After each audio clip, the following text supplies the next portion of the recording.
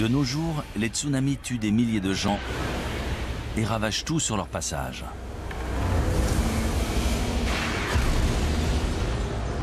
Les séismes détruisent des villes entières. Et les ouragans dévastent le paysage, entraînant des centaines de morts et des milliers de réfugiés dans leur sillage. Il y a toujours eu des catastrophes naturelles sur Terre. Ces catastrophes peuvent-elles réellement effacer toute trace de notre existence, y compris l'art, l'architecture et la technologie? Non seulement c'est possible, mais c'est ce qui se produit inlassablement. D'importantes catastrophes naturelles ont très bien pu détruire d'anciennes civilisations sans en laisser de traces. On pensait avoir évolué naturellement du statut de chasseur-cueilleur vers des sociétés plus complexes, mais ce n'est pas si évident que ça. Récemment, des scientifiques ont trouvé des traces de cultures antiques prospères, des milliers d'années plus anciennes qu'on aurait pu l'imaginer. Que leur est-il arrivé?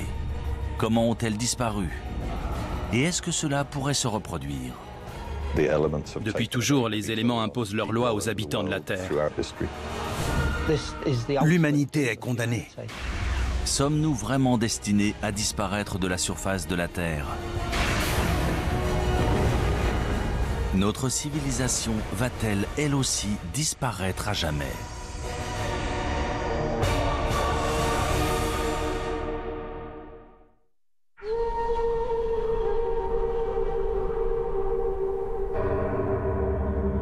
Le désert Roub al-Khali en Oman.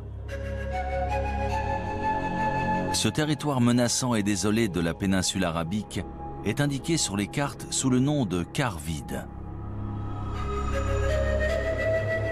Ses sables mouvants et sa chaleur écrasante sont le repère de solifuges venimeuses, d'échides mortels et de bandes de bédouins nomades.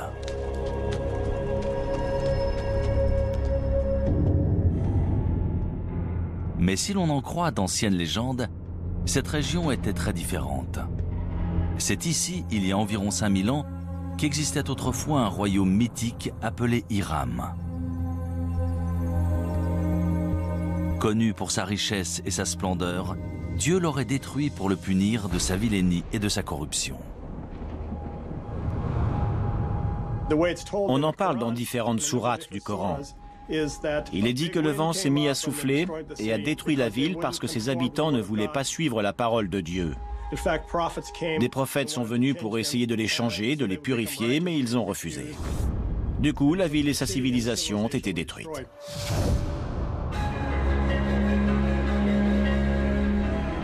Pendant des siècles, historiens et explorateurs ont cherché des preuves de l'existence d'Hiram.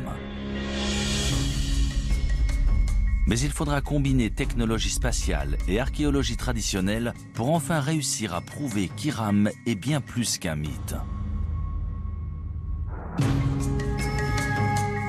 En 1983, Nicholas Clapp, archéologue amateur, adresse une étrange requête à la NASA qui donne lieu à une expédition commune dans la péninsule arabique. Il venait de lire qu'on pouvait utiliser un radar imageur pour cartographier des rivières souterraines en Égypte. Il se demandait si on pouvait s'en servir pour trouver une cité disparue, en connaissant à peu près sa localisation.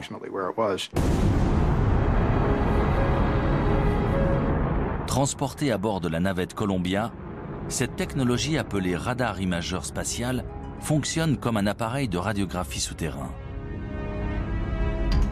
On enregistre d'abord des images depuis l'espace, puis on les modifie numériquement pour faire ressortir des détails invisibles à l'œil nu, notamment d'anciens lits de rivières et des routes de caravanes aujourd'hui enfouies sous le sable.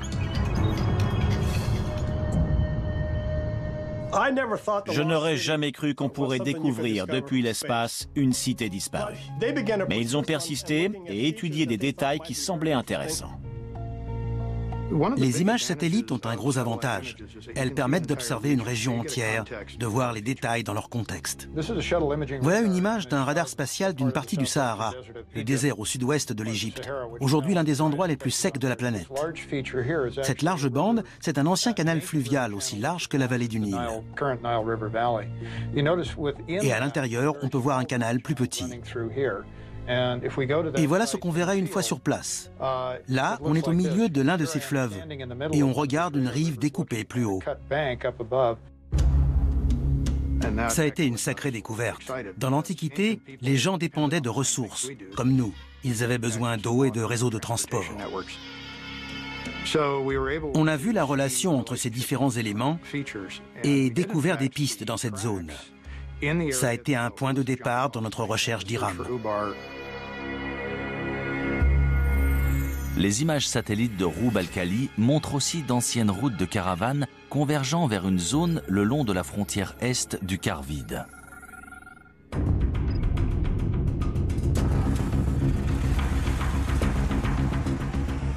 On s'est servi d'un GPS, technologie inconnue du grand public à l'époque, ainsi que du système de navigation de l'hélicoptère.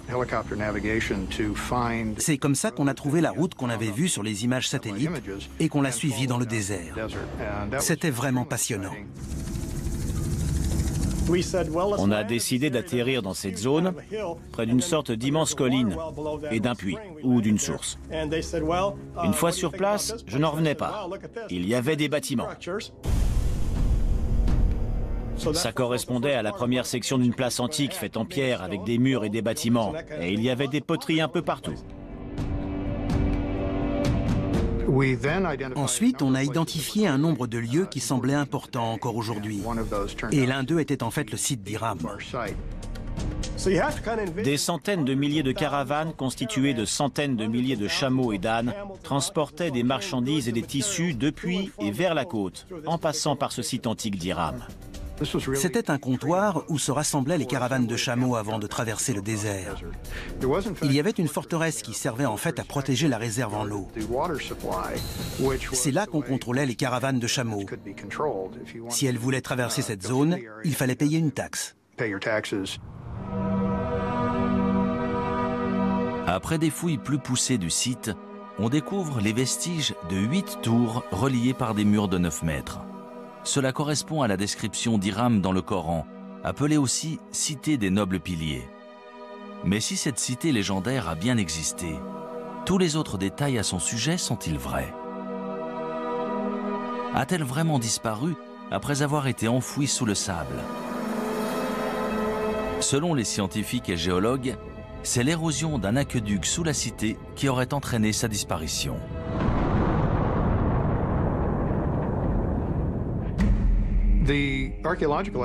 Si l'on en croit les preuves archéologiques autour du site, lorsque les réserves en eau ont diminué, la forteresse s'est effondrée dans un entonnoir et les gens ont fui. Beaucoup sont morts. Les légendes anciennes relatent le même sort étrange. Mais un tel événement peut-il réellement avoir éradiqué un peuple entier? Peut-il vraiment avoir détruit toute trace d'une culture, d'une langue et d'une civilisation? D'après de nombreux archéologues et historiens modernes, de telles conséquences dévastatrices sont tout à fait envisageables. On ne sait déjà presque rien de notre histoire quand on remonte à 3, 4, 5 000 ans en arrière. Alors, si l'on remonte avant la dernière glaciation, voire les deux dernières, tout a changé, y compris les civilisations, les organisations et les communautés humaines. Tout a été perdu. Les premières cultures, en particulier celles qui n'avaient pas l'écriture, ont été en grande partie oubliées. On n'a aucune trace historique et les seules traces qu'on puisse trouver sont archéologiques. Cela sous-entend qu'un archéologue trouve des vestiges de ces civilisations et se base dessus pour reconstruire leur histoire.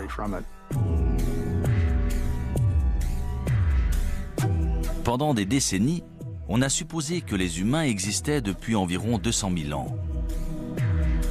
Et que ce qu'on appelle la civilisation était apparu il y a seulement quelques milliers d'années. Mais de nouvelles découvertes remettent constamment en question ce que nous savons réellement de notre histoire.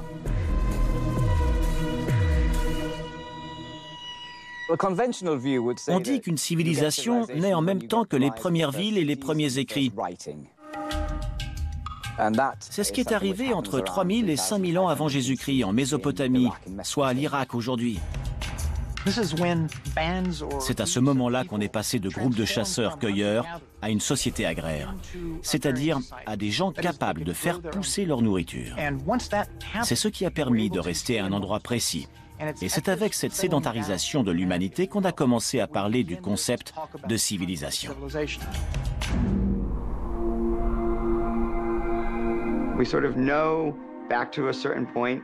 On sait à peu près ce qui s'est passé entre aujourd'hui et il y a 10 000 ans.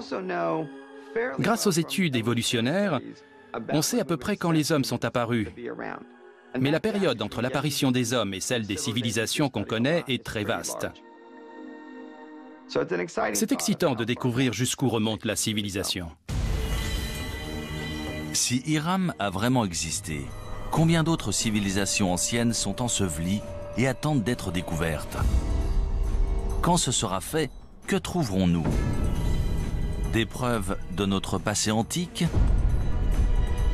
ou des indices de notre destruction future? Şanlıurfa, est de la Turquie, 1994. Tout en haut d'un versant de colline, dans une région rurale, la charrue d'un fermier kurde s'arrête brusquement lorsqu'il touche une grosse pierre rectangulaire à moitié enfouie. Pendant plusieurs jours, il essaye de déterrer cet objet tenace, jusqu'à ce que se produise l'inattendu.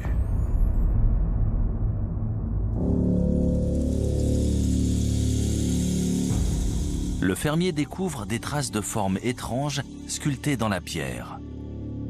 Très vite, sa découverte attire sur le site des équipes d'archéologues venus du monde entier. Après des fouilles minutieuses, on découvre une série d'immenses mégalithes présentant des sculptures d'animaux en relief extrêmement bien conservées. Sangliers, renards, bétail et de nombreux oiseaux, la plupart venant d'autres régions. Ces dessins sont magnifiquement exécutés. Certains lions sont absolument incroyables. C'est un site extraordinaire. Mais ce n'est pas le plus étonnant. On estime que ce site, connu sous le nom de Göbekli Tepe, ou la colline au nombril, aurait 11 000 ans, soit presque 5 000 ans de plus que tous les autres sites comparables.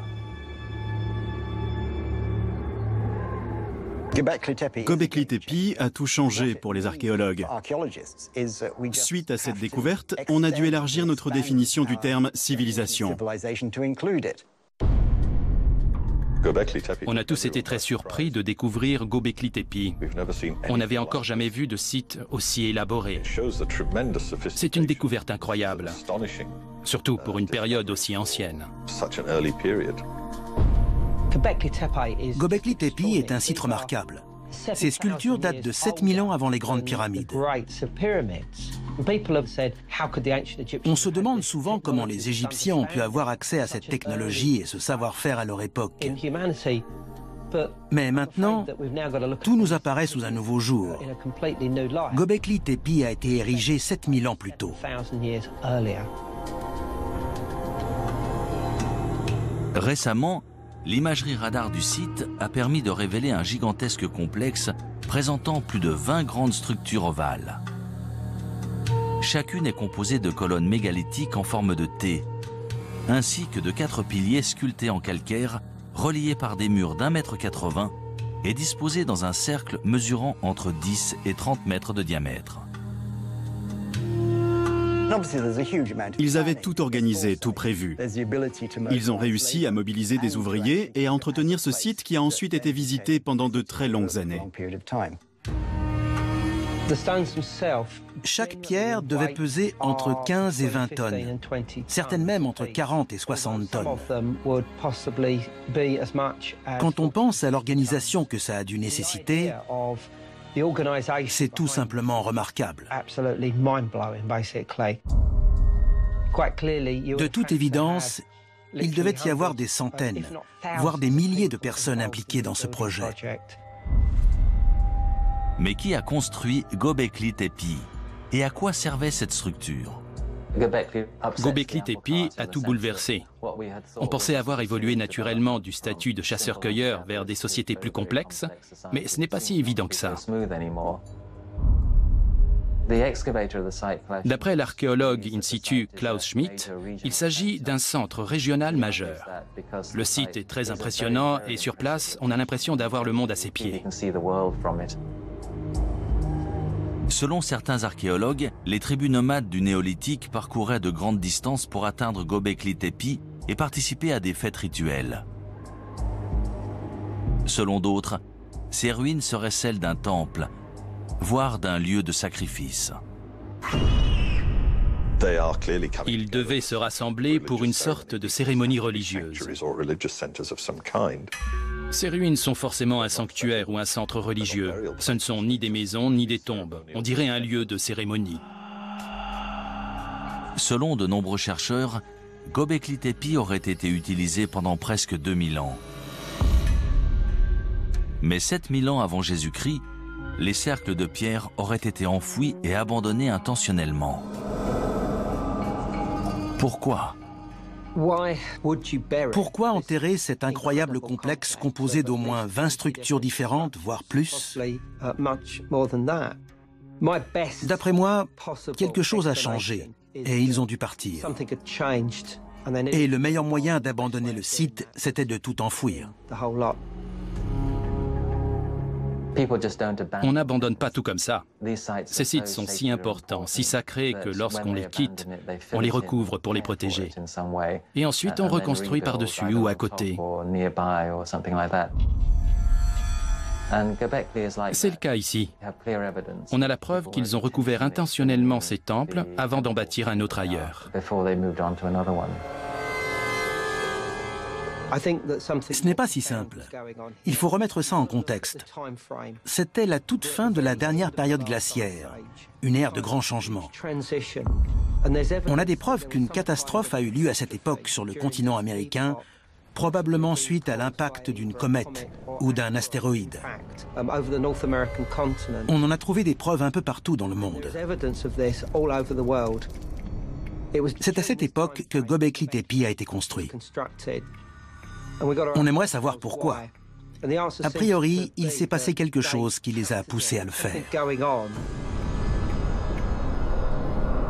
Une catastrophe planétaire suite à l'impact d'une comète ou d'un astéroïde? Est-ce cela qui aurait forcé les habitants de Göbekli Tepe à abandonner ce site? Ou est-ce en réponse à cette catastrophe que le site a été bâti comme temple et lieu de recueillement?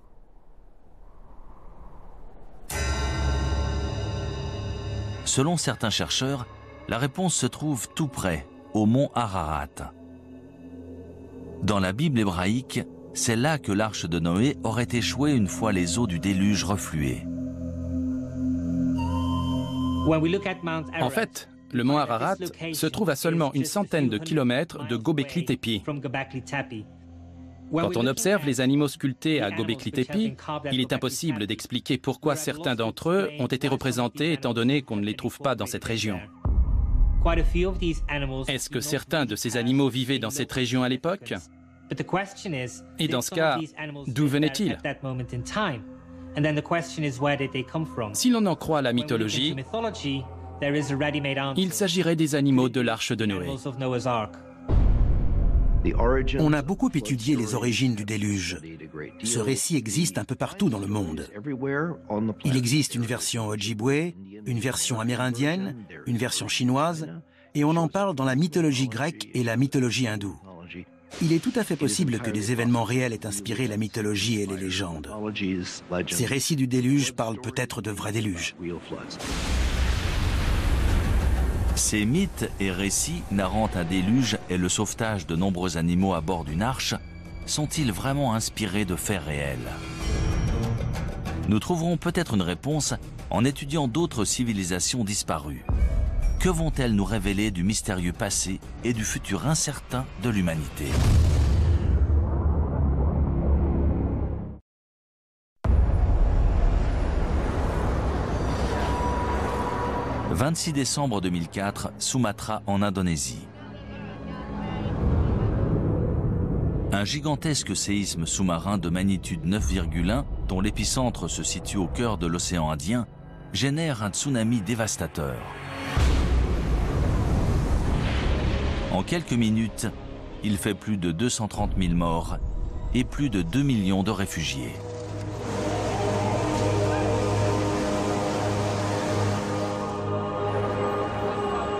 Sept ans plus tard, le 11 mars 2011, un séisme de magnitude 9 fait trembler le nord-est du Japon.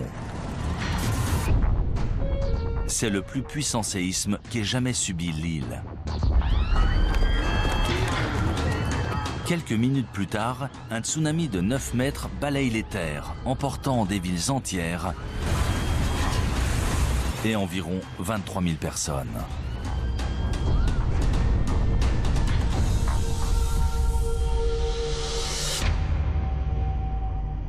Si des villes modernes conçues en prévision de telles catastrophes peuvent être emportées en quelques minutes, c'est peut-être ce qui est arrivé à de nombreuses civilisations antiques, aujourd'hui disparues. Il y a toujours eu des catastrophes naturelles sur Terre. Tsunamis, séismes, et cela bien avant qu'il y ait des hommes pour en faire le récit. On sait que les volcans ont fait des ravages parmi les civilisations. Pompéi en est l'exemple parfait. Le Vésuve est entré en éruption et une région entière a été figée dans le temps et détruite. Les cités de Pompéi et Herculanum ont été ensevelies sous les cendres et les pierres volcaniques, mais aussi sous les coulées de lave qui les ont atteintes. Elles ont été préservées, et c'est seulement plus de 1500 ans plus tard qu'on a découvert qu'elles étaient encore là. Malheureusement, face à une catastrophe naturelle de cette ampleur, même une société sophistiquée et à la pointe de la technologie risque soit d'être suspendue et de perdre des décennies de progrès, soit d'être complètement détruite. Héraclion en Crète. En 1894, Sir Arthur Evans, linguiste et archéologue britannique, se rend sur cette île de la mer Égée pour traduire des tablettes en argile récemment découvertes et supposées datées de l'Antiquité grecque. Cependant, ce qu'il découvre surprend les historiens du monde entier. Cette écriture hiéroglyphe n'est pas grecque, mais issue d'une civilisation inconnue datant de 5000 ans avant Jésus-Christ. 3 ans plus tard, Sir Evans mène une expédition et découvre ce qu'on appellera le palais de Knossos.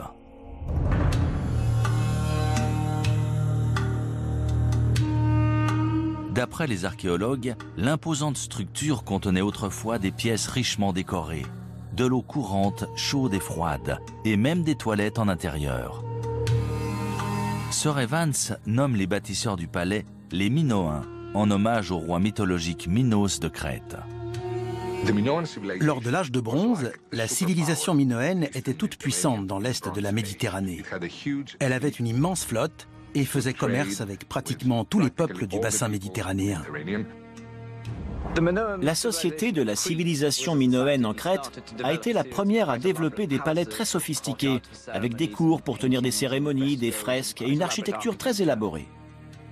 De nos jours, on considère les Minoens comme la première grande puissance en Méditerranée. Ils ont régné entre 2500 et 1600 avant Jésus-Christ. Mais comment un peuple si puissant et avancé a-t-il pu disparaître ainsi ? Selon de nombreux chercheurs, on peut trouver la réponse en étudiant l'une des plus importantes éruptions volcaniques de l'histoire de la civilisation, à 110 km au nord de la Crète, sur l'île de Santorin.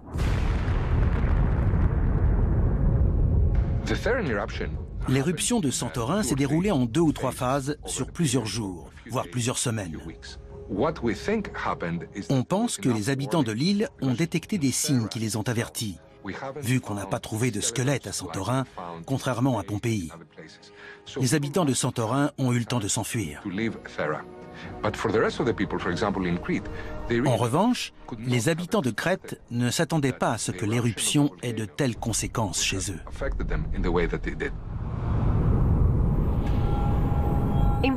En volcanologie, on parle de différents types d'éruptions volcaniques. De petites éruptions présentant surtout des coulées de lave, aux éruptions pliniennes ou ultrapliniennes si elles sont très importantes. Celle de Santorin était une éruption plinienne, peut-être même ultraplinienne. Elle était très explosive, à tel point qu'elle a détruit une majorité de l'île.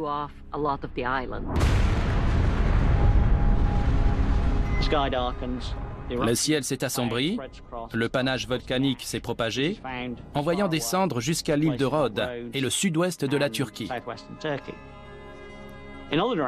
Dans les autres directions, on pouvait entendre les explosions au loin, au fur et à mesure que l'éruption progressait. Tout laisse à croire que la violente éruption volcanique de Santorin a généré un énorme tsunami qui s'est abattu sur les villes portuaires de la Crète. Voici une reproduction de la mer Égée dans l'est de la Méditerranée et du volcan de Santorin. On va voir ce qui s'est passé juste après l'éruption du volcan. Tout d'abord, on a ce qu'on appelle une vague de remblayage suite à l'effondrement de la caldeira du volcan. Ça crée un trou dans la mer. Ensuite, la vague commence à se propager et se dirige vers la Crète, là où vivaient les Minoens. Voilà la vague initiale. Elle commence à se propager. Là, c'est la Crète, et dans 20-25 minutes, la vague l'atteindra.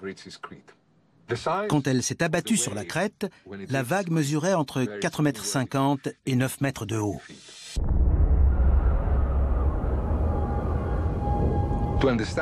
Pour comprendre ce qu'ont vécu les Minoens à l'époque, on peut observer ce qui s'est passé au Japon en mars 2011. C'est un énorme tsunami dont l'impact sur notre société se ressent encore chaque jour. Les Japonais ont réussi à se relever, mais ils n'étaient pas seuls. Le monde entier les a soutenus. Les Minoens, eux, n'avaient personne vers qui se tourner.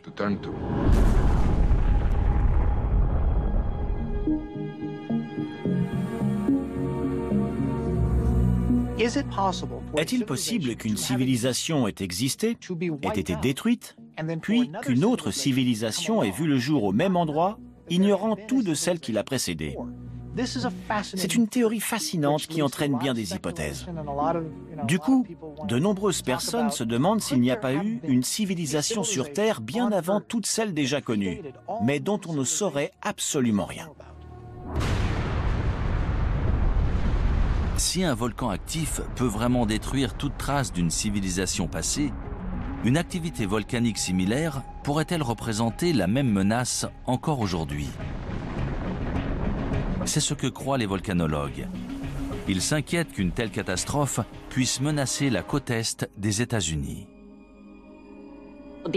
L'île de La Palma, près de Tenerife dans les Canaries, présente une faille. On pense qu'une grande partie de l'île pourrait s'effondrer dans l'océan et, de ce fait, générer un gigantesque tsunami. L'effondrement d'un volcan dans les îles Canaries, le Cumbre Vieja ou La Palma par exemple, pourrait entraîner des dommages sur 20 000 km de côte, de Terre-Neuve jusqu'à la côte est des États-Unis, en passant par les Caraïbes et le nord du Brésil. D'après les simulations, lorsque la vague atteindra la côte est des États-Unis, elle fera 10 à 20 mètres de haut. C'est à peu près la taille de la vague qui s'est abattue sur Sumatra après le séisme de 2004 et de celle qui s'est abattue sur le Japon après le séisme de 2011. Une catastrophe naturelle de type éruption volcanique, séisme ou tsunami, peut-elle réellement détruire toute trace d'une civilisation? Au point de bouleverser l'histoire de l'humanité pour les siècles à venir.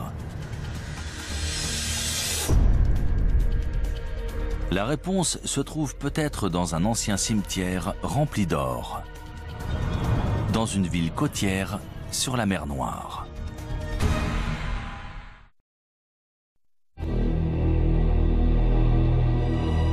Varna en Bulgarie.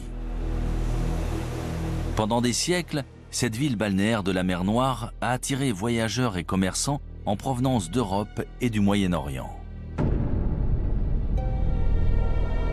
Au IIe siècle avant Jésus-Christ, les Romains ont profité des sources chaudes locales pour construire une immense série de bains publics.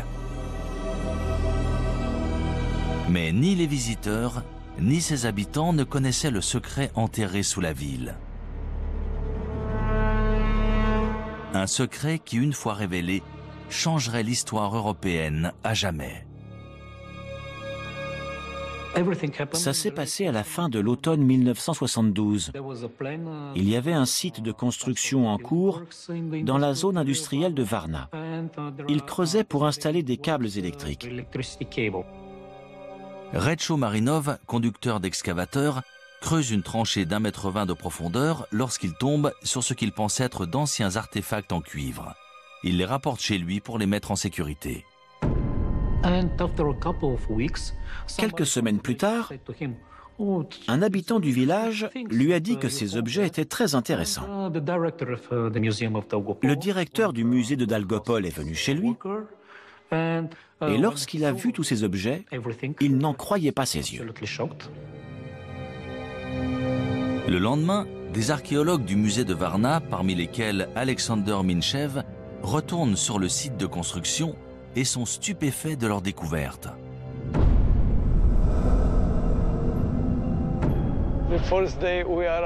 Lorsqu'on est arrivé sur le site, on a vu plusieurs pièces d'or sur la route, écrasées par des semelles de chaussures. Les ouvriers de l'usine passaient plusieurs fois par jour, sans le savoir, près de ces kilogrammes d'or.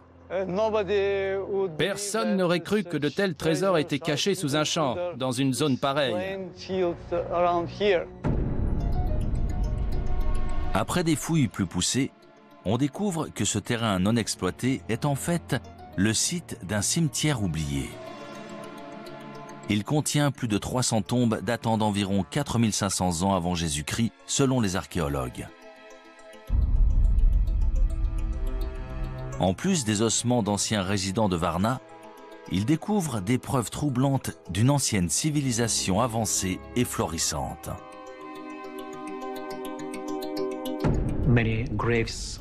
On a trouvé de nombreuses tombes avec des ossements humains. Les corps étaient dans différentes positions, principalement avec la tête orientée vers le nord-nord-est. Et ils étaient enterrés avec leurs ornements et leurs armes. Il existe un tas de ces objets extraordinaires, mais les trouver tous ensemble, dans un seul cimetière, c'est la preuve qu'il s'est passé quelque chose de très important dans la région de Varna.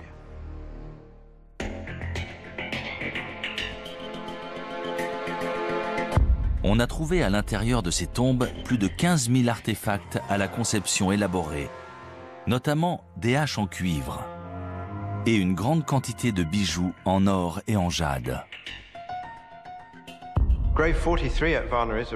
La tombe 43 de Varna est très spéciale. C'est l'une des plus abondantes. On y a trouvé un corps d'homme entre 40 et 45 ans et des objets incroyables, notamment un préservatif en or. C'était un symbole de puissance sexuelle, de pouvoir du mâle et de fertilité. D'un côté, on a ce préservatif, et de l'autre, une masse en or qui est un symbole politique. On n'avait encore jamais vu nulle part ailleurs cette combinaison de symbolisme politique et sexuel. L'or, c'est un signe de statut. C'est un matériau très rare, qui brille et ne se ternit pas, qui est durable. C'est pour ça qu'il est signe de haut rang social et qu'on l'exhibe. Les archéologues ont trouvé des objets en or dans de nombreuses tombes, la majorité concentrée seulement dans une poignée d'entre elles. Suite à la découverte inattendue de Varna, les historiens ont découvert les premiers Européens sous un nouveau jour. Dans les peuplements que l'on connaît, qui datent de 1000 à 2000 ans avant Varna, on a trouvé des objets, souvent très beaux, mais rarement liés au rang social. Il n'y avait pas autant de différences entre les familles. Ici, sur 300 tombes, il y en a 8 incroyablement riches. C'est une concentration importante.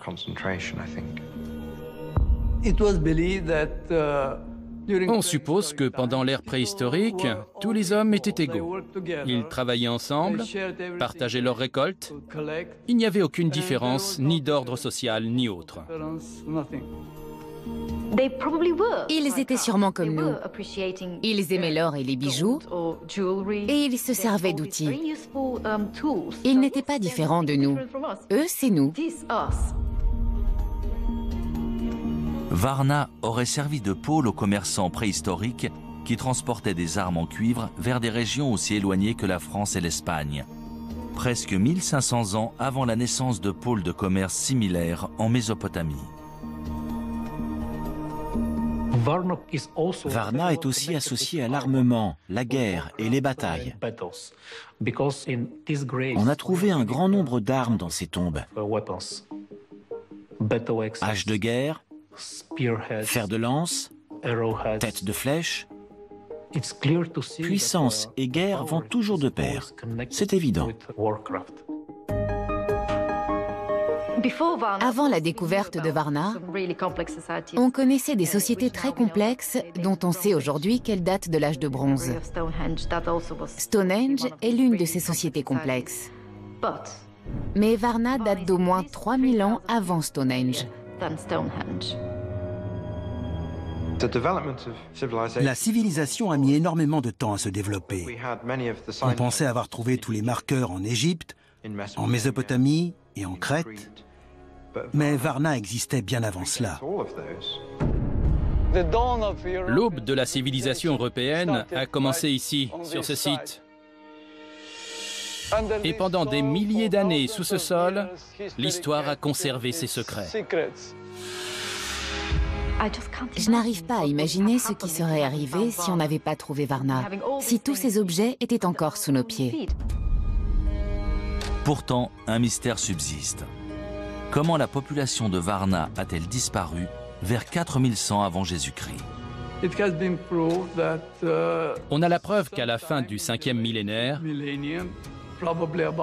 probablement vers l'an 4200 avant Jésus-Christ, il y a eu un important changement climatique.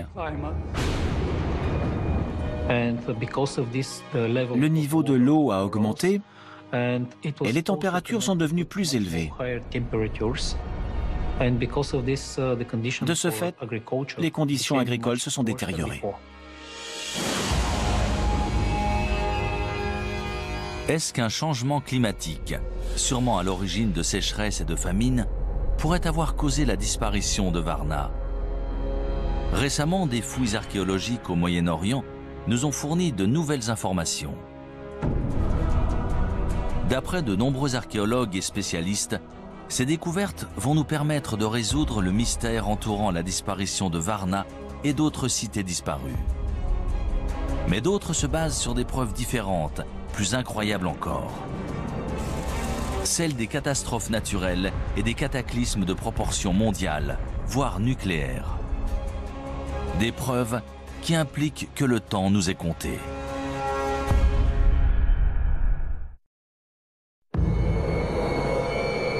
À Moukhar, nord-est de la Syrie, à 13 km au nord de la frontière irakienne.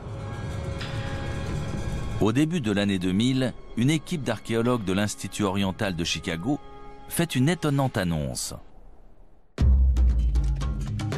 Ils ont découvert les ruines d'une civilisation inconnue datant de plus de 6000 ans. Les fouilles ont révélé une cité autrefois florissante appelée Amoukhar, remplie de ce qui semble être des maisons luxueuses, des boutiques prospères et des bâtiments officiels. C'est un site énorme, d'environ 1 km², qui a la capacité d'accueillir entre 10 000 et 20 000 personnes, l'équivalent d'une grande ville. C'était une cité florissante, il devait avoir l'écriture. On n'a pu déterrer qu'une infime partie des bâtiments publics, mais ils étaient entourés d'un vaste mur et de grandes portes. On doit encore mettre à jour certains éléments de cette civilisation toujours enfouie sous un village moderne. Grâce à la découverte d'Amukar, on s'est rendu compte que notre notion d'une cité, c'est-à-dire des divisions du travail avec des lois, un système légal, des structures gouvernementales et une expression artistique, existait peut-être bien avant qu'on ne le croyait. La découverte inattendue d'Amukar a chamboulé ce que les spécialistes avaient établi. Pour eux, la première cité antique était apparue dans le sud de la Mésopotamie, à 650 km à l'est dans l'Irak actuel. Mais si Amukar était bien une vaste cité prospère, pourquoi a-t-elle disparu si soudainement? Vers 3500 avant Jésus-Christ, il y a eu un drame. De toute évidence, ils ont été attaqués. Pendant cette attaque, le peuple d'Amukar a été vaincu. La cité a été détruite et ils n'ont jamais pu reconstruire plus qu'un petit village. La cité ne s'est jamais remise de cette attaque. Une partie de ce peuple du 4e millénaire avant Jésus-Christ a été décimée. Lors du dernier décompte, on avait une douzaine de squelettes. Mais d'après ce que je sais, certains corps n'ont pas été enterrés dans les règles. Qu'une guerre ait détruit ce site, ça me semble plutôt convaincant.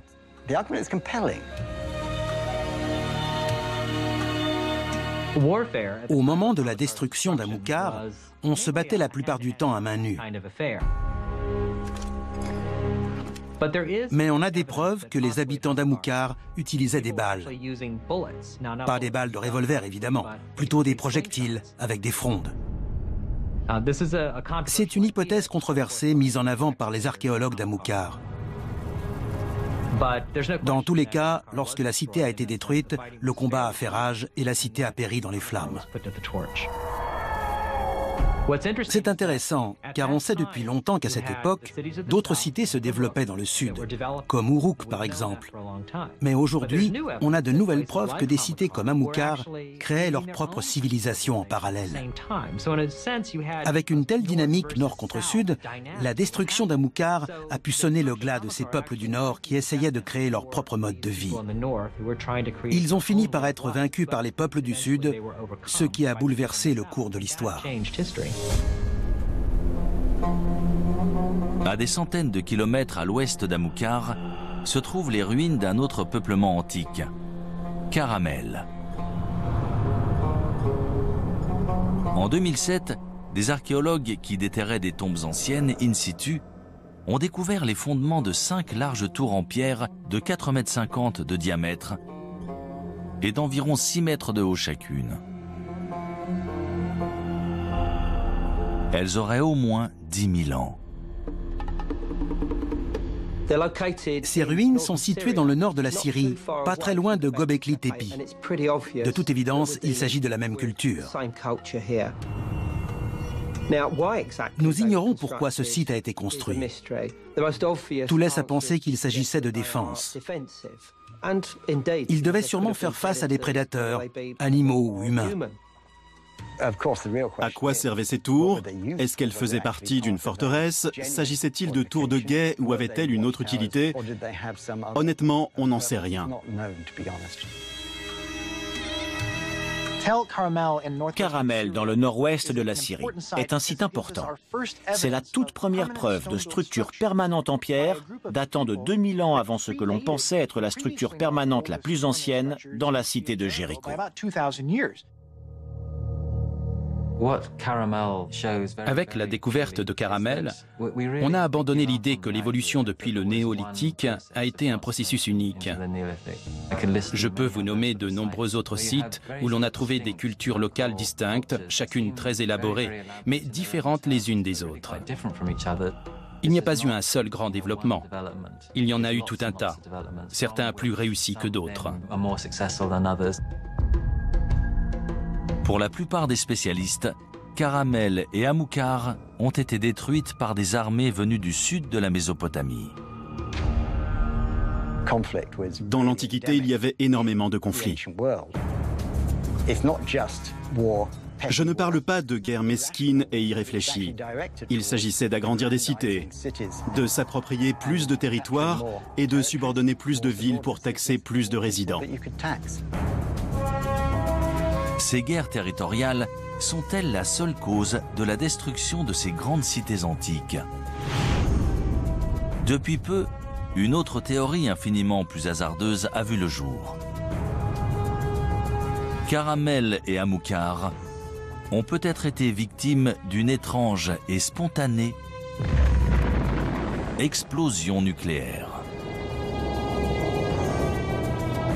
En 1972, des scientifiques du Gabon en Afrique découvrent des traces d'un événement nucléaire au cœur d'une mine d'uranium.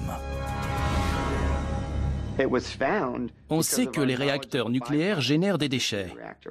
En mesurant la quantité, on peut dire de quand ils datent. Et c'est comme ça qu'on a découvert qu'ils remontaient à 2 milliards d'années. Il y a un réacteur nucléaire dans le Soleil, à l'origine de toute vie. Mais pourrait-il y en avoir un sur Terre? Après tout, dans les années 50, on se demandait s'il était possible de créer un réacteur nucléaire naturel dans l'écorce ou le noyau terrestre. L'uranium-235 est notre principale source de réacteurs à fission nucléaire. C'est assez commun, plus que l'or. Sur l'échelle des larges éléments qui peuvent se diviser, celui-ci est relativement courant et peut être extrait. Pour créer une réaction nucléaire, il faut surtout 2 choses. Un uranium suffisamment dense et de quoi ralentir les neutrons. Le mieux pour ralentir des neutrons et obtenir une réaction en chaîne, c'est l'eau. Et dans cette zone d'Afrique de l'Ouest, il y avait la parfaite combinaison avec juste ce qu'il faut d'eau et d'uranium suffisamment dense pour obtenir un réacteur nucléaire. Avec un réacteur naturel, on peut engendrer une catastrophe de l'ordre de celle de Tchernobyl. 1 degré de radiation qui pourrait affecter la santé des gens. Si de l'uranium venait à alimenter un réacteur nucléaire naturel, cela engendrerait une fission nucléaire, et c'est ce qu'on veut éviter à tout prix. Dans tous les cas, ça serait sous terre. Ça aurait les mêmes effets qu'un volcan. Donc, ce serait bien une catastrophe naturelle. Selon certains scientifiques, une telle explosion nucléaire aurait balayé toute vie à des centaines, voire des milliers de kilomètres autour du site du dépôt d'uranium. Si cela s'est produit en Afrique de l'Ouest, pourquoi pas ailleurs? Peut-être même à Amilcar. Quand on sait que c'est arrivé à un endroit précis il y a environ 2 milliards d'années, on se dit qu'il y a forcément d'autres endroits, en particulier sous terre, où l'on n'a pas bien cherché. À mon avis, peu de gens croient que ces civilisations ont disparu suite à d'importantes catastrophes naturelles. Combien ont disparu il y a 20 ou 30 000 ans et dont on ignore encore tout? On ne se concentre que sur les civilisations des 5000 dernières années. On ne sait rien au-delà de l'histoire chinoise ou égyptienne.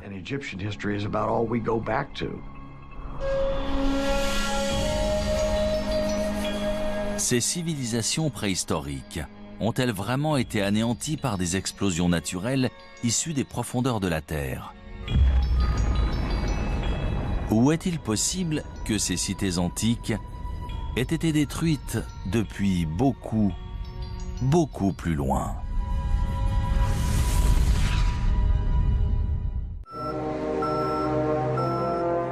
« 21 décembre 1968. Mission Apollo 8 de la NASA. Dirigée par le commandant Von, c'est la première fusée habitée à atteindre la Lune.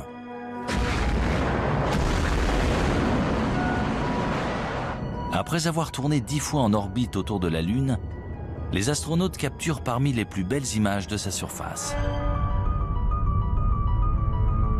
Sur ces photographies, on voit la Lune jalonnée de milliers de larges cratères. Certains y voient la preuve qu'elle a été le site d'une activité volcanique virulente. Mais d'après des preuves récentes, ces nombreux cratères seraient le résultat d'un incident plus sérieux. D'énormes impacts d'astéroïdes. Des astéroïdes qui ont peut-être aussi bombardé la Terre. Ce n'est pas un homme sur la Lune, mais des cratères. Et au cours de l'histoire de la Lune et du monde, de nombreux autres objets ont probablement touché la Terre, puis la Lune. Mais on n'en sait rien. La végétation et l'environnement ayant tout recouvert, au point qu'ils sont devenus presque indétectables. La plus grande catastrophe naturelle qui pourrait se produire et tous nous anéantir, ce serait l'impact d'un bolide, une météorite qui tomberait sur Terre. On sait que c'est une météorite qui est à l'origine de la disparition des dinosaures.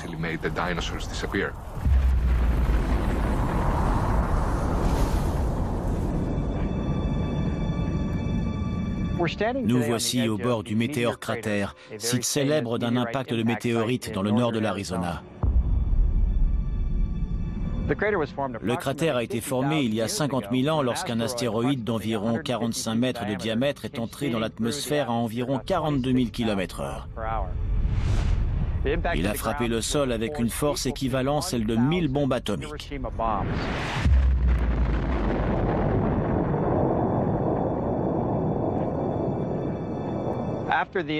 Aujourd'hui, le cratère fait environ 1250 mètres de diamètre, 4 km de circonférence et environ 168 mètres de profondeur. Pour résumer, si l'on plaçait le Washington Monument au fond du cratère, la pointe de l'obélisque serait au même niveau que les bords du cratère. S'il se produisait un tel événement dans un endroit aussi peuplé que la ville de New York, par exemple, on estime que personne ne survivrait dans un périmètre de 16 km.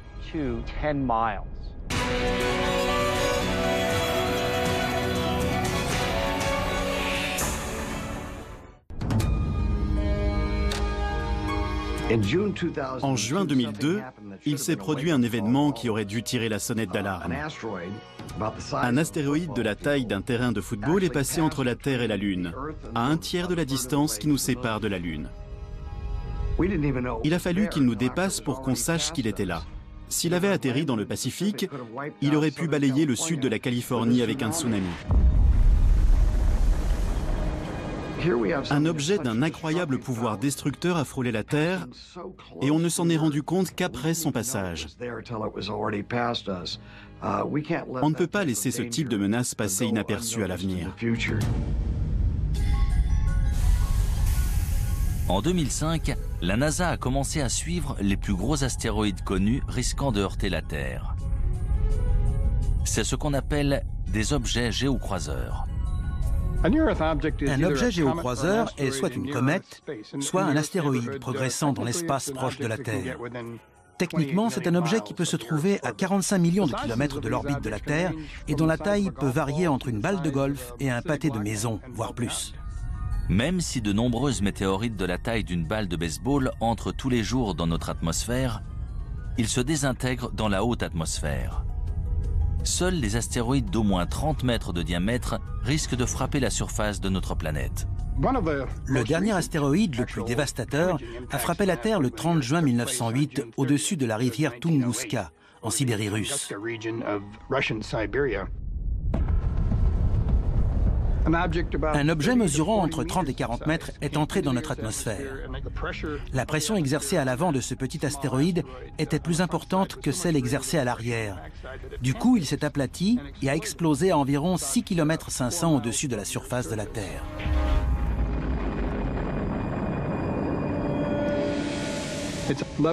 Des arbres sont tombés sur 2000 km².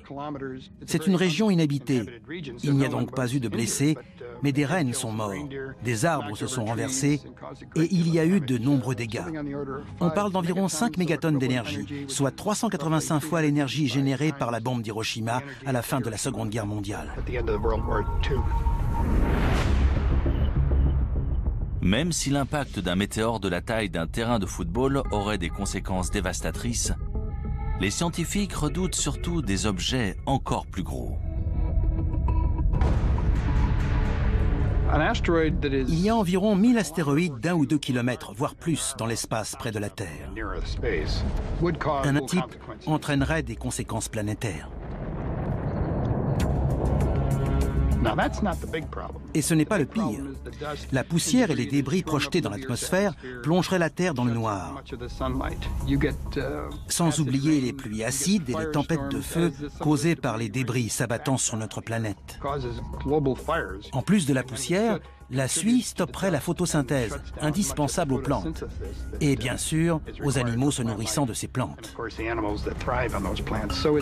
En cas d'impact d'astéroïdes, le plus problématique seraient les effets secondaires. Lorsqu'on parle d'impact d'astéroïdes ou de météores, on parle d'objets qui pourraient annihiler non seulement des populations d'organismes vivants, mais des civilisations entières, comme ils l'ont fait par le passé. Ces dernières années, l'équipe d'observation des objets géocroiseurs de la NASA a élargi ses recherches pour inclure des objets de plus de 140 mètres de diamètre. L'un d'eux, un astéroïde de 300 mètres de large nommé Apophis, devrait approcher la Terre en 2029. Apophis est très gros. Il a été découvert en 2003 et pendant un temps, on pensait qu'il allait heurter la Terre. Il y avait une chance sur 37 qu'il nous heurte en 2029. Mais grâce à des observations poussées, on a exclu un impact en 2029. Malgré tout, il passera tout près. Il sera visible à l'œil nu depuis l'Europe. Vous devriez voir un astéroïde passer près de la Terre sans la heurter. Même si les scientifiques ont calculé la trajectoire d'Apophis, ils ne peuvent prévoir comment cet énorme astéroïde réagira face à d'autres facteurs, notamment la pesanteur de la Terre. Le plus inquiétant, c'est qu'une fois passé, il repassera 7 ans plus tard. Et l'on ignore si la pesanteur de la Terre aura modifié sa trajectoire. Il pourrait donc revenir pour heurter la Terre. S'il passe à travers un trou de serrure de 600 mètres au moment de son approche en 2029, il repassera et heurtera la Terre en 2036. Il n'est pas assez gros pour détruire notre planète, mais suffisamment pour causer des centaines de milliers, voire des millions de morts, s'il frappe au mauvais endroit. Malheureusement, d'après les scientifiques, il ne s'agit plus d'une hypothèse. Un jour ou l'autre, un énorme astéroïde heurtera la Terre. Lorsque cela se produira, est-ce que toutes les traces de notre civilisation disparaîtront ? Un astéroïde, un énorme rocher venu de l'espace, a-t-il dévasté l'écosystème au point qu'il n'en reste rien ? Il est possible de balayer une espèce entière et toute trace de ce qui existe. Cela pourrait-il expliquer pourquoi d'autres civilisations anciennes ont été détruites et pratiquement oubliées ? Il est très possible que des civilisations anciennes aient été détruites par des objets géocroiseurs qui nous ont heurtés. Objets qui ont complètement transformé la nature de la planète. Je sais que beaucoup de gens nous prennent pour des fous qui pensent que le ciel va leur tomber sur la tête. Non, le ciel ne va pas nous tomber sur la tête. Mais il y a bien quelque chose là-haut qui se dirige vers nous.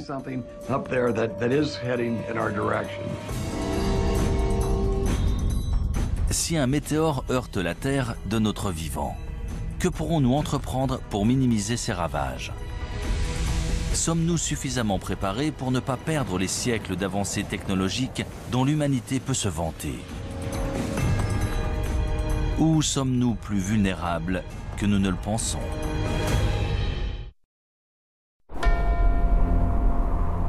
Le Kilimandjaro en Tanzanie. En l'an 2000, le paléoclimatologue Lonnie Thompson et son équipe de chercheurs ont foré au cœur d'un glacier recouvrant le pic de la montagne. Ils ont recueilli des échantillons de carottes de glace, preuve des conditions et changements climatiques non seulement depuis 20 à 30 ans, mais depuis des dizaines de milliers d'années. Une carotte est une colonne de glace.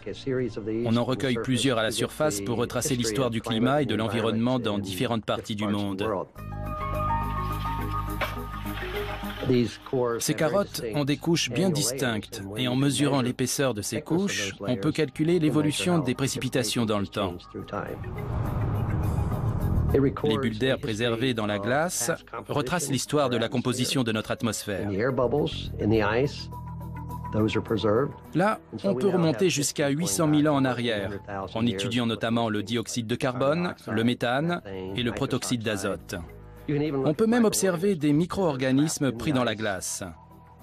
D'ailleurs, on a ressuscité des organismes qui étaient dans la glace depuis plus de 50 000 ans. Tout ce qui est dans l'air est archivé dans la glace. On assiste à des périodes de calme, puis à des périodes où se produisent des cataclysmes. C'est ça la vie sur Terre, on passe de l'un à l'autre.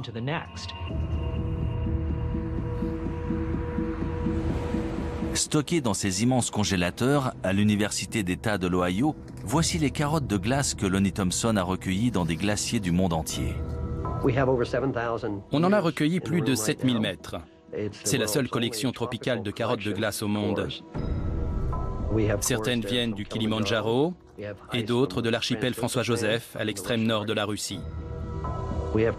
On a toute une collection provenant de l'Himalaya et du Tibet. La plus ancienne carotte jamais forée dans une région montagneuse vient de l'ouest de la Chine et date d'il y a plus de 750 000 ans. Les carottes de glace sur ce rayonnage proviennent du plateau de Bruce, dans la péninsule antarctique. Elles ont été forées cette année et seront découpées et étudiées dans le laboratoire.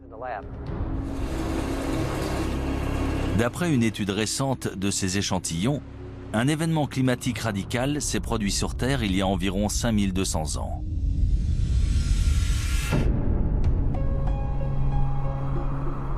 Ce changement soudain coïncide avec l'émergence de nombreuses nouvelles civilisations en Asie et au Moyen-Orient. Il semblerait qu'il y ait eu un renouveau partout dans le monde, mais on ignore pourquoi. Pourquoi c'est arrivé à ce moment-là? Pendant 100 000 ans, on avait une vie heureuse de chasseurs-cueilleurs. Et soudain, les choses ont changé. Qu'est-ce qui a entraîné ce changement? Il faut chercher un dénominateur commun. Et ce qui semble relier toutes ces sociétés agraires, c'est le climat.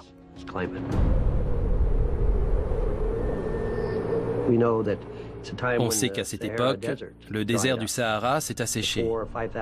Il y a 4 ou 5 000 ans, il y avait des lacs et des gens vivaient dans ce désert. On a retrouvé des fresques sur des rochers. Si l'on en croit ces nombreuses preuves, il s'est produit un événement dramatique à cette époque. Si une catastrophe mondiale s'est bien produite, quelle en a été l'origine? Une sécheresse planétaire? Un météore qui aurait heurté la Terre et déposé suffisamment de poussière pour nous plonger dans le noir? Ou s'agirait-il d'une éruption volcanique? Les éruptions volcaniques sont essentielles pour une planète. C'est comme ça qu'elle perd sa chaleur primordiale.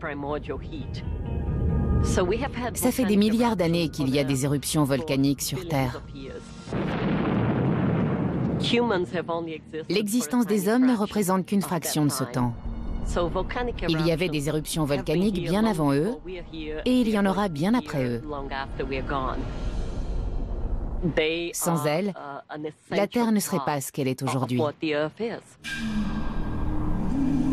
On compte de nombreux volcans actifs à travers le monde, la plupart trop petits pour détruire la Terre à l'échelle mondiale. C'est sans compter sur un supervolcan. Il y a des volcans qu'on considère comme normaux. Ils rejettent une certaine quantité de lave et d'énergie et génèrent une explosion d'une certaine taille.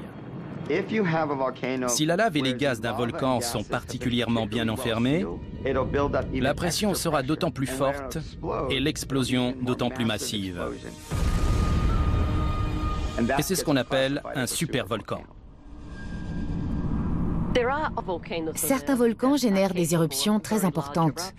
En général, ce sont les volcans autour de la ceinture de feu, ceux qui présentent des caldeiras, notamment en Nouvelle-Zélande, en Papouasie-Nouvelle-Guinée ou même en Alaska. Les scientifiques ont identifié au moins 7 supervolcans dans le monde. Le plus grand se trouve sous le parc national de Yellowstone dans le Wyoming.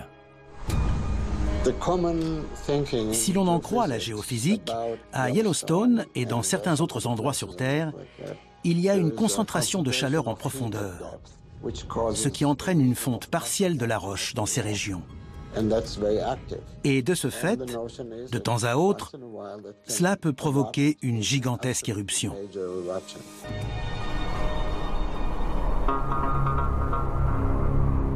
D'après les scientifiques, la plus récente éruption à Yellowstone s'est produite il y a environ 600 000 ans. On ignore quand Yellowstone entrera de nouveau en éruption. On n'a aucun moyen de le savoir. Quand on prédit le temps ou un événement géologique, il y a toujours une marge d'erreur. On ne peut jamais savoir quand ça va précisément arriver. Yellowstone est un volcan relativement jeune.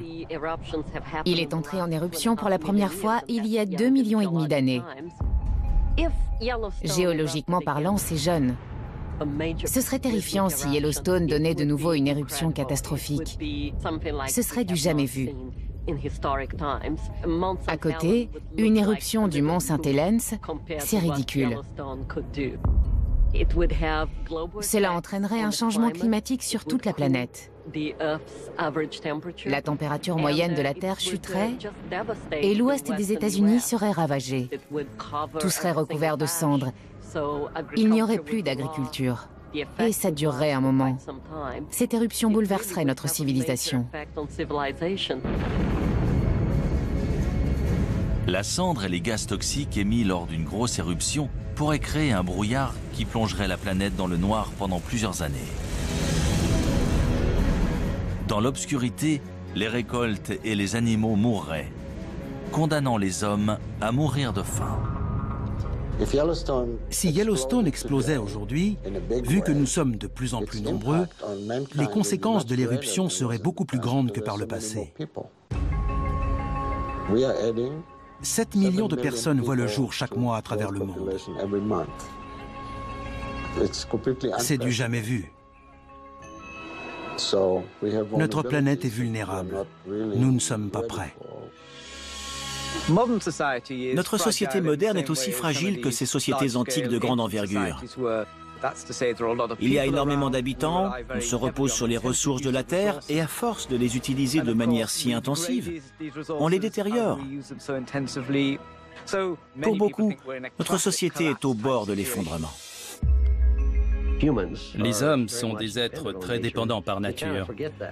On a tendance à l'oublier dans notre société actuelle, mais il existe des forces bien plus puissantes que nous. Ces forces ont toujours été là et ont déjà bouleversé des cultures et des civilisations par le passé.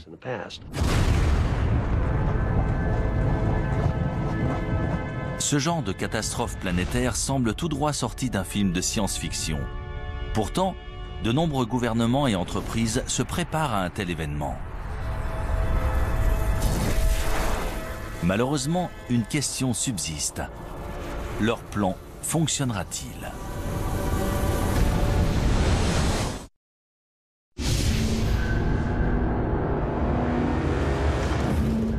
Selon les scientifiques, notre planète a déjà subi plusieurs extinctions par le passé. Suite à ces événements, le nombre de plantes et d'animaux s'est vu réduit à quelques spécimens. Mais si notre civilisation devait soudain s'éteindre, est-ce que toute notre culture et notre technologie disparaîtraient ?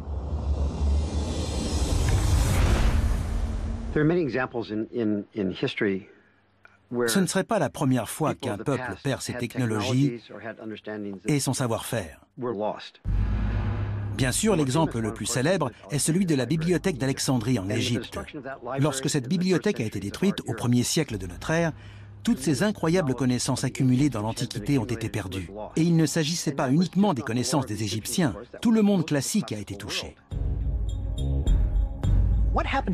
Que devient une civilisation si ses connaissances collectives disparaissent ? On ne saura jamais ce que notre civilisation aurait pu être si la bibliothèque d'Alexandrie n'avait pas été détruite. Les Égyptiens avaient un savoir incroyable, en particulier dans le domaine médical, et nous l'avons perdu. Est-ce qu'on en a recouvré ou redécouvert la majorité ? Sûrement. Mais notre société serait-elle encore plus avancée si nous n'avions pas perdu ces connaissances, si nous n'avions pas dû attendre de les redécouvrir ? Bien sûr, il est possible que certaines idées et connaissances de ces sociétés antiques aient été perdues pour toujours. On ne le saura jamais vu qu'on n'a aucun moyen d'en être sûr. Contrairement à l'Antiquité où bon nombre d'informations étaient gravées dans la pierre, aujourd'hui, on enregistre nos données et nos archives dans des puces mémoire en silicone. Si elles venaient à disparaître, dans des dizaines de milliers d'années, les gens auraient bien du mal à reconstruire nos vies et à se faire une idée de la façon dont on vivait. Paradoxalement, l'art rupestre préhistorique a probablement plus de chances de survivre que notre technologie moderne. Hutchinson, Kansas. À 200 mètres sous la ville se trouve un immense centre de stockage, aussi long que 35 terrains de football. En 1959, on a ouvert à l'intérieur d'une mine de sel la chambre souterraine d'Hutchinson pour protéger d'importants documents et biens du gouvernement pendant la guerre froide. Aussi appelée stockage éternel, c'est probablement la plus grande capsule témoin du monde. Une cave ou un sous-sol n'est pas toujours le meilleur endroit pour conserver des objets de valeur, mais il y a des avantages.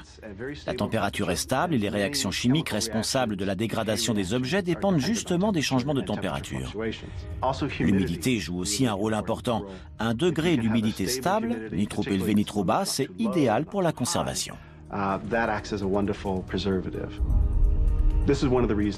C'est l'une des raisons pour laquelle les musées ont toujours une température et 1 degré d'humidité stable. Et un moyen simple d'y parvenir, sans utiliser trop d'énergie, c'est de s'enfoncer sous terre. Dans cette mine, en plus, le sel absorbe naturellement l'humidité. Prenons le cuir qui a servi à rédiger les manuscrits de la mer Morte. Il a été lavé dans cette mer salée et le sel a agi comme un conservateur naturel, empêchant les microbes d'abîmer le cuir.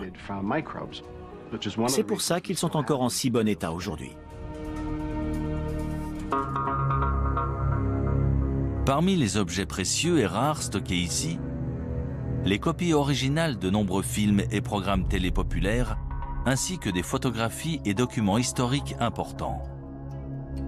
Grâce à une température constante de 20 degrés Celsius, cette chambre souterraine offre des conditions de préservation presque parfaites. Quelle que soit la civilisation, y compris la nôtre, quand on veut conserver un objet, il faut le mettre dans une chambre forte ou une grotte pour qu'il ne soit pas exposé aux éléments. Il existe dans tout le sud de l'Europe des grottes abritant des dessins et peintures extrêmement bien conservés.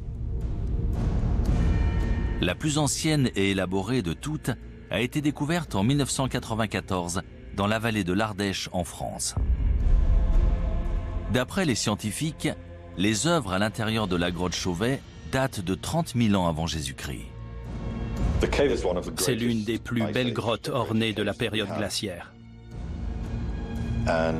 C'est impressionnant. On n'en avait encore jamais vu de cette taille dans cette région.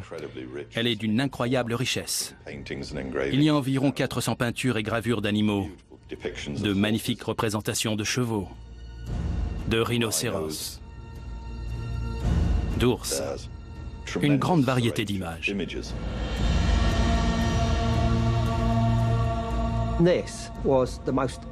Ces représentations d'animaux sont tout simplement remarquables. Elles auraient leur place dans une galerie d'art actuelle. La datation et la qualité des peintures de la grotte Chauvet ont remis en question tout ce qu'on savait ou pensait savoir sur l'existence de l'homme sur Terre. Elles sont considérées comme les plus anciennes œuvres d'art créées par l'homme. Le plus intéressant, c'est qu'il s'agit d'Homo sapiens qui ont tenté de représenter des idées et pensées abstraites sur les murs d'une grotte, bien avant l'invention de l'écriture et bien avant n'importe quelle définition de civilisation. Pourquoi ont-ils fait ça?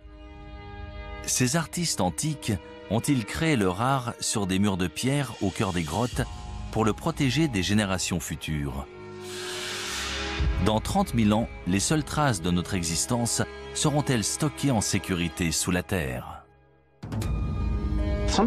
Tout ce qu'on sculpte dans la pierre, au bon endroit, peut potentiellement être conservé des milliers, voire des millions d'années, en particulier si ça se trouve sous la terre.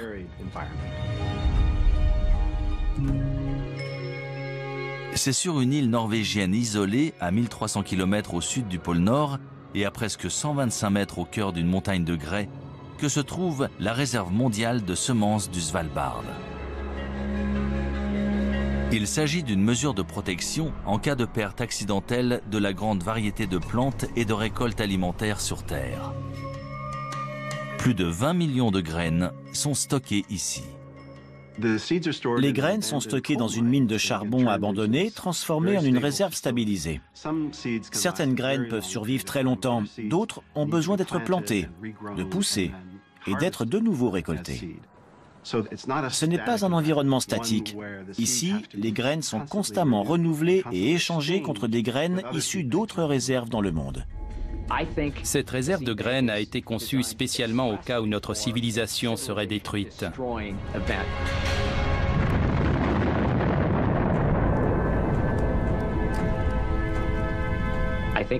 C'est un moyen de s'assurer que s'il reste des survivants, ils pourront reconstruire notre société. Et ils y arriveront d'autant mieux avec ces graines. Ce qui fait de l'homme un être unique, c'est sa capacité à réfléchir au passé, au présent et aussi à l'avenir. On réfléchit souvent à ce qu'on voudrait léguer à nos petits-enfants. C'est un moteur pour la plupart des gens. Même les premiers hommes ont sûrement pensé à enterrer ou mettre quelque chose en sécurité pour les générations futures.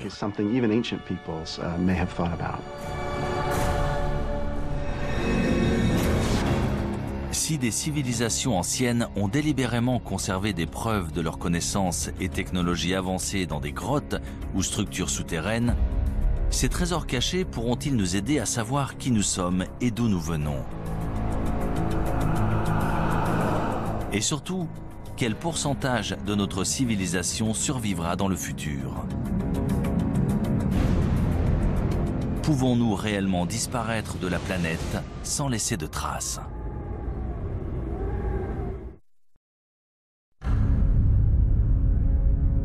D'après les scientifiques, la planète Terre s'est formée il y a environ 4,5 milliards d'années. Pourtant, selon de nombreux spécialistes, l'humanité n'existe que depuis 200 000 ans. Pourrait-il se tromper? Des civilisations humaines ont-elles existé sur Terre il y a des centaines de millions d'années avant de disparaître sous la surface de notre planète sans laisser de traces? C'est probablement le cas, vu que la préhistoire humaine se mesure en millions d'années et que la civilisation, elle, se mesure en dizaines de milliers d'années. Il y a un trou, peut-être un type de civilisation qui nous a échappé. Tout semble indiquer que certaines civilisations très anciennes ont simplement disparu sans laisser de traces. 1 million d'années, même 100 millions d'années pour nous, c'est seulement une fraction de la durée de vie de la Terre. Il y a 100 millions d'années, des dinosaures vivaient sur Terre. Et si d'autres formes de vie existaient avant eux, il y a 1 milliard d'années? On n'a aucun moyen de le savoir et donc aucun moyen de dire non, ça n'est jamais arrivé. Si la Terre a bien subi une catastrophe planétaire, qu'est-il arrivé à la race humaine? Que se passerait-il si notre civilisation tout entière était balayée par une gigantesque éruption volcanique? Si l'atmosphère devenait toxique et qu'on mourrait tous, est-ce qu'on devrait de nouveau apprendre à faire du feu? Combien de temps ça nous prendrait? Seuls les habitants des régions les plus reculées survivraient. Ils redeviendraient des chasseurs-cueilleurs jusqu'à ce qu'ils arrivent à reconstruire une civilisation des milliers d'années plus tard. Si des civilisations passées ont bel et bien disparu, est-il possible que des traces de notre société moderne se retrouvent enterrées sous terre et finissent par être oubliées? Prenons l'exemple de Tchernobyl. On voit bien à quelle vitesse ces constructions modernes se sont délabrées. Regardez ces traces. En seulement 50 ans, la majorité de cette infrastructure s'est énormément détériorée. Imaginons qu'on nous demande de quitter New York, de l'abandonner là, tout de suite. Dans 1000 ans, elle serait ensevelie sous des débris, sous l'eau. La plupart des bâtiments se seraient effondrés depuis longtemps. Allons encore plus loin, disons dans 10 000 ans. Je doute que quelqu'un arrive à reconnaître quoi que ce soit. Il faudrait vraiment savoir ce qu'on cherche pour le trouver. Parmi les rares vestiges de la technologie humaine, il restera peut-être l'un de ces résidus les plus dangereux, les déchets nucléaires. Le plus dangereux dans ces déchets, c'est la radiation. L'avantage avec les matériaux radioactifs, c'est qu'ils se désintègrent et disparaissent naturellement. L'inconvénient, c'est que pour la plupart, ça prend des milliers ou des dizaines de milliers, voire des millions d'années.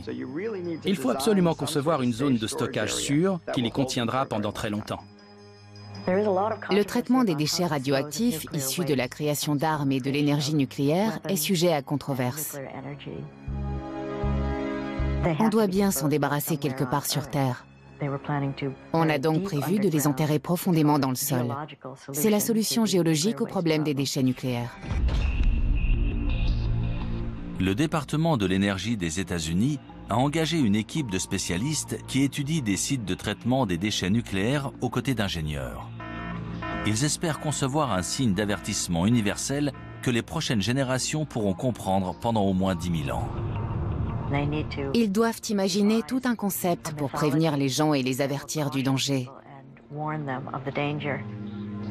Il faut concevoir une tradition qui sera perpétuée et transmise de génération en génération, et maintenir cet avertissement pour protéger les gens des déchets nucléaires. Le concept envisagé présente un immense terrassement pour entourer le site entier. Une fois terminée, la berme mesurera 10 mètres de haut et 30 mètres de large. Le projet comprend également une série de balises en granit mesurant chacune 7,50 m de haut et ornées d'avertissements gravés dans différentes langues. Cet ensemble de signes d'avertissement énigmatiques peut-il être efficace? Ou sera-t-il aussi mystérieux et indéchiffrable que les sculptures de Göbekli Tepe ou les mégalithes de Stonehenge? On ne va pas dessiner une tête de mort dessus. Ce sera absolument pas parlant dans 500 ans. Quelle sorte de phrase peut-on écrire? Ne creusez pas ou faites demi-tour? C'est très compliqué. Dans la longue histoire de notre planète, l'activité humaine représente moins de 1% de ces 4,5 milliards d'années de vie. Mais sommes-nous simplement des grains de sable, des résidents temporaires voués à être oubliés d'ici 100 000 ans ou même moins? Je pense que les êtres humains seraient capables de s'exterminer. On pourrait détruire la race humaine, mais on ne peut pas détruire la Terre. Elle était là bien avant nous et elle sera toujours là bien après nous.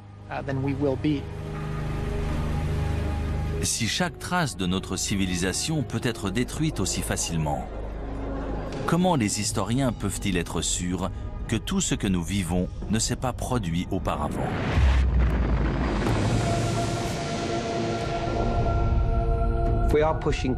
Plus ça va, plus on remonte loin dans l'histoire. À mon avis, on va finir par découvrir des vestiges qui nous feront réaliser que les civilisations ont bel et bien existé bien plus tôt qu'on ne le pense. Des vestiges qu'on ne voit pas pour l'instant. Plus ça va et plus on repousse la date d'origine, qu'il s'agisse d'objets, des poteries par exemple, ou de la sédentarisation et l'usage du feu. Il ne faut jamais fixer une date et dire que ça n'existait pas avant. On finit toujours par trouver des preuves du contraire. Les civilisations ont sûrement évolué plus d'une fois. Elles ont été détruites par un événement, puis sont réapparues, et ça, c'est une leçon pour nous aujourd'hui. N'importe quel spécialiste vous le dira. Plus on a d'informations, plus on se rend compte qu'on ne sait rien de notre monde.